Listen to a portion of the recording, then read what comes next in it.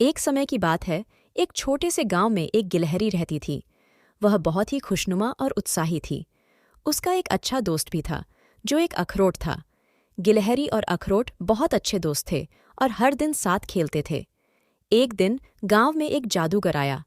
वह अपनी जादुई कलाओं का प्रदर्शन कर रहा था। गिलहरी और अखरोट भी उसके जादू को देखने के लिए जाते हैं। जादूगर ने उनसे एक चुनौती दी। उसने कहा कि वह अखरोट को जादू से एक मोर में बदल सकता है। गिलहरी को यह सुनकर बहुत खुशी हुई, लेकिन अखरोट थोड़ा संचित था। वह जादूगर से कहा, क्या आप बहुत सोच समझकर इसे मोर में बदल सकते हैं? जादूगर ने हाँ कहा और उसने अखरोट को एक मोर में बदल दिया। गिलहरी बहुत खुश थी, लेकिन बाद में उसने अखरोट से कहा, तुम मोर बन गए हो, क्या तुम अब भी मेरे साथ होगे?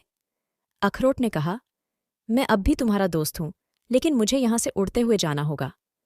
गिलहरी बहुत दुखी हुई और रोने लगी, लेकिन अखरोट ने उससे कहा, मेरे प्यारे दोस्त, जीवन में यह होता है, हमें कभी कभी अपने मित्रों को छोड़ना पड़ता है, लेकिन हमें उनके साथ के अच्छे पलों को सदैव याद रखना चाहिए। गिलहरी ने अखरोट के शब्दों को समझा और उसने उसे खोशीली आंखों से विदा किया। अखरोट ने उसे आशीर्वाद दिया और उड़ते हुए कहा, हम हमेशा एक दूसरे के दिल में होते हैं, इसलिए हमेशा साथ रहेंगे।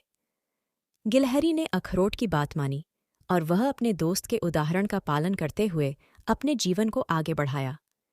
इस कहानी से हमें यह सीखने को मिलता है कि अच्छे दोस्त हमारे जीवन में बहुत महत्वपूर्ण होते हैं और हमें उनके साथीपन को समझना चाहिए।